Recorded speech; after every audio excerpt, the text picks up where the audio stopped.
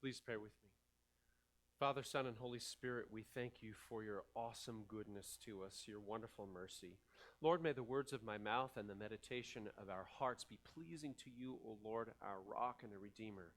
Amen. Well, grace and mercy and peace be to you from God our Father and from our Lord and our Savior Jesus Christ. Amen. Would you all agree that the way you start your day can affect the rest of it? Have you ever had those mornings where the sun is shining, things are going wonderful, and you're singing a song, a little tune humming, and you're feeling great, and the rest of the day just seems to go pretty well? But then on the other hand, you have those days where you have woken up on the wrong side of bed, or you fell out of bed, or something like that, and you're feeling rather grumpy and miserable. And you look in the mirror and you go, ew. And then you think about some of the people you're going to meet during the day, maybe at the board meeting or at your workplace, or you've got some things tugging on your heart related to that person that you're going to see, or maybe you've got someone tugging on your leg and you've had a great start to the day, and then the rest of the day just seems to be like Alexander's no good, very bad, horrible day. We've had those days. And I want to tell you something. The way we start our day can affect the rest of the day. People talk about morning routines. If you read, you can read about positive and good morning routines. Well, I have an idea for you based in our wonderful God, Father, Son, and Holy Spirit. It doesn't mean that your day is just going to magically go better all of a sudden, but I'll tell you, here, what if we start our day in the name of the Father and of the Son and of the Holy Spirit. And I want to talk through that a little bit with you, looking at the Creator, the Redeemer, the Sanctifier, the Father, Son, and Holy Spirit, so that when we start our day, perhaps it can give us a new perspective about how we see ourselves in view of our Lord, and also how we view other people. That can make a huge difference as we start our day. Even as we start and begin often our services in the name of the Father, and of the Son, and of the Holy Spirit. We often begin in that triune name in what we call the invocation. And we are calling upon this name, Father, Son, and Holy Spirit. What a great way to start the service. And in that, we speak the awesome, and it is in fact an awesome name, the awesome name of the Trinity, even as we remember our connection with the Father, Son, and Holy Spirit, as you and I remember that we have been baptized into this awesome and wonderful name. And in fact, it is an awesome name, and we must acknowledge the awesome mystery of the Trinity, even as we do so on Trinity Sunday. Even as we spoke that very long and very interesting creed, for me it seems like it's written by someone who may have had a lawyer's background, covering every loophole, covering every scenario, saying, look, folks, this is in fact the Father, Son, and Holy Spirit, in fact, three distinct persons, but in fact, only one God. Well written, amazing, and it's called the Athanasian Creed because it is in honor of Athanasius, one of the church fathers, who was a defender of the mystery of the Trinity in a time when people were looking elsewhere. And so we acknowledge this, and in fact, it is a mystery. Another church father by the name of Augustine, some of you have heard of Augustine, or sometimes it's pronounced Augustine. There's this fable of him walking on the beach one day. He's deep in thought, and he's trying to figure out finally the mystery of the Trinity, Father, Son, and Holy Spirit. And as he's there on the beach, he sees this little boy who has a bucket, and the little boy is going from the ocean with his bucket, filling his bucket with ocean water, and he's walking over to this hole, this little pool that is there that maybe he made, and he's taking water and he's trying to empty the ocean into the hole. And Augustine says, boy, what are you doing? There's no way that you're going to fill that little hole with the water of the ocean. And the boy says, I will sooner empty the sea into this pool than you will manage to get the mystery of the Trinity into your head.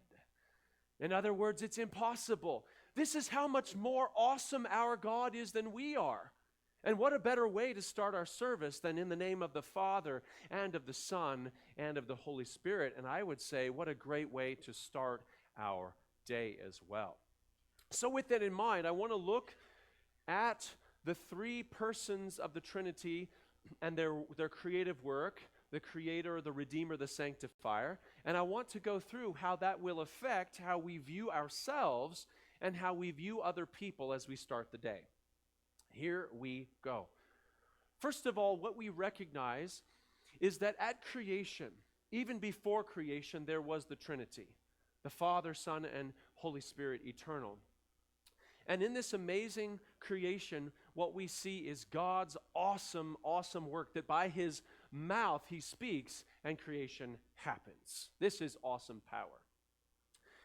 One of the things that Dave read for us after we heard, in the beginning, God created the heavens and the earth, comes in Genesis 1:26. And listen carefully to these words. Let us make man in our own image, after our likeness.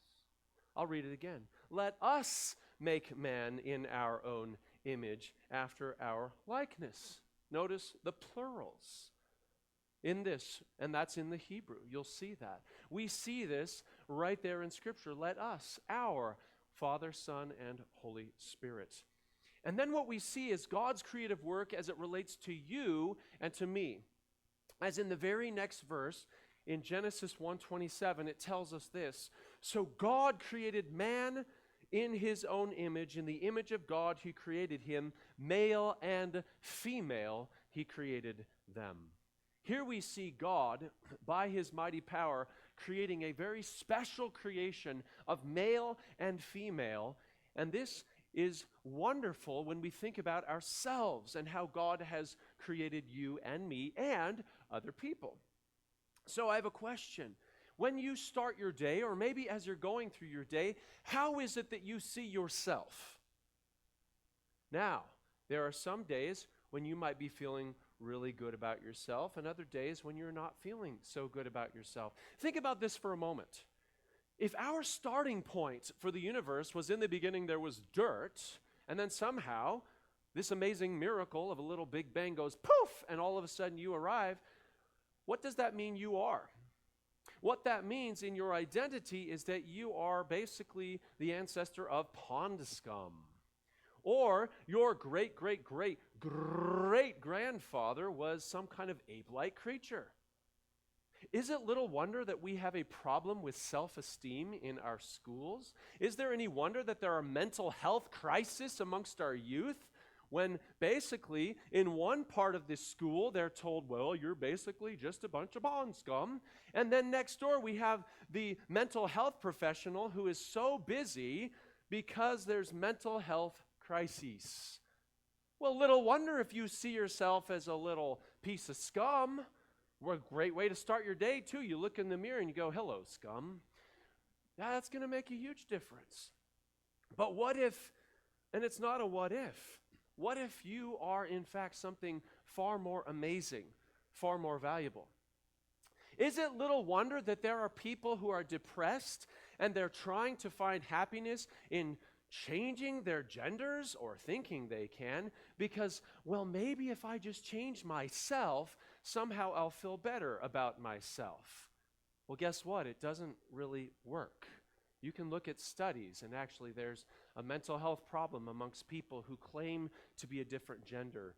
They try to change their genders. And for those of you that are upset about the trans problem in women's sports, you are right to be upset, because this goes against creation. This goes against the clear word of God, so you are right to be angry. We pray that God will do his work. We pray that God will change hearts and lives. Or, if you are nothing but pond scum, or just a worthless piece of nothing, then your value will be based on what you think you can produce. Your value will go up and down based on whether you can make money or not, whether you have people who like you on social media. And maybe if you're wealthy enough, if you're popular enough, then maybe you can see value in yourself. But if not, wow, then you have a serious problem, don't you? But I'm here to tell you the awesome good news that's scriptural, that's wonderful, that when I look at you, I see someone who is fearfully and wonderfully made. Psalm 139 says, "You knit me together in my mother's womb." And those of you that knit or crochet or do crafts or work with leather or work with your hands, and you have created a beautiful piece of art or a painting, you know the creative process and how beautiful it is to create something. Well, when I look at you, I see someone who is created, who is beautiful and wonderful in the sight of God. And it's not based on anything that you have done or will do. It's based on the fact that you are a wonderful, beloved creation of Almighty God with intrinsic value and intrinsic worth. Imagine starting your day as you begin in the name of the Father, and you remember you as a special creation of Almighty God. That will make a huge difference as you start your day. But then think about others. In same way, when I look at others, what do I see? Do I see them as someone who is in competition with me for the survival of the fittest? Do I see someone who may be based on their production value, that I see them as less than me, or sadly in our world with racism because they're a different color than me? There's all kinds of ways in which we can look down on other people, especially people we don't like. You might not like a person of a different political party. Well, guess what? They are also created with intrinsic value. You might have someone that you are diametrically opposed to in your values, and yet they are a special creation of Almighty God who has been made beautifully and wonderfully. So as I see someone else also as created by God, that will change how I view them. It changes how I converse with them, how I speak with them, and how I interact with them. And it makes a difference on how we train our children to interact with other people. Because as I see someone else who is a wonderful, beautiful creation, even if I disagree with them, that will make a difference in how I see them. So, we begin in the name of the Father, and we remember who we are as creations, and as we do that, we also remember other people.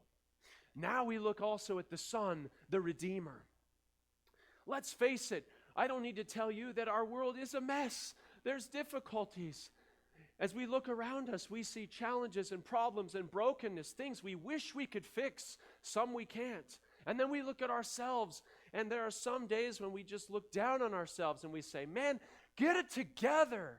Can't you figure yourself out? Can't you finally get your life together? And you and I can get so frustrated as we look at the world around us. And it is indeed true that we need a Redeemer. We need someone to save us from ourselves and to save our world from destructing ourselves. We know in Genesis 3 of the fall that Adam and Eve thought they knew better. And unfortunately, there was sin and brokenness brought into the world, and the punishment and the challenges that come with that. And yet also the promise of a Savior. And what we see in the book of Matthew chapter 3 is we see Jesus who is standing there in the Jordan River. And a voice from heaven says, "This is my beloved Son in whom I am well pleased." We also hear that the Holy Spirit comes down upon him like a dove. And there in that moment we see the Trinity, Father, Son, and Holy Spirit there at Jesus' baptism. As Jesus is prepared to be your high priest, as he is being prepared to do what you and I could not do. Even as he'd already from infancy lived the perfect life that you and I have not. He came to be your substitute, to be your sacrifice, to be your Redeemer, to save you from yourselves and to save this world. And in Acts chapter 2:23, another of our readings, Peter speaks boldly and says, "This Jesus delivered up according to the definite plan and foreknowledge of God, you crucified and killed by the hands of lawless men. God raised him up, loosing the pangs of death, because it was not possible for him to be held by it." As we begin our day, how do we see ourselves? Do we see ourselves as unforgivable? Do we see ourselves wondering, is this the last chance that I get? Do we see ourselves as unlovable? Well, I have good news for you. For those of you that are experiencing the baggage of regret, for those of you that are feeling the anxiety of the day, thinking that there's no way that God will love you, I have good news for you, because as I look at you, I see someone for whom Christ has died. He thought you were worth the price, not with gold or silver, but with the precious blood of Jesus Christ for you. Jesus looked at you, he looks at you, and he loves you. And also this is for the world as well. Romans chapter 5 verse 8 says, God shows his love for us in that while we were still sinners, Christ died for us. He sent Jesus for you before you got your act together. He knew what he was getting into. He knew the pain and the sorrow that he would experience, but he thought you were worth it. It says in Hebrews, for the joy set before him, he endured the cross, scorning his shame. And who is the joy set before him? I think in part that is you. So when you start your day in the name of the Father and of the Son, remember who you are as a redeemed and valuable person for whom Christ died. That will affect the way we start our day, but also as we look at others. As we look at others, again, for people that we might completely disagree with, we look at others with maybe that we have a grudge against, or maybe people that have hurt us and wounded us, or people that we wonder, do they have our best interest or not? Well, I'll tell you, as you're about to talk with such a person, and you wonder how the conversation is going to go, I encourage you to look at them and see someone for whom Christ has died. Whether or not they believe in Jesus Christ, John 3:16 says, for God so loved the world. That includes everybody. We want them to know Jesus, but even if they don't know Jesus in that moment, that is someone for whom Christ has died. That person that you do not like, Jesus shed his blood for them also. And so as we start our day in the name of the Son, we remember that we are precious by the blood of Jesus, and we also remember the people we are going to interact with. Christ died for them also, and we want them to come to know Jesus Christ.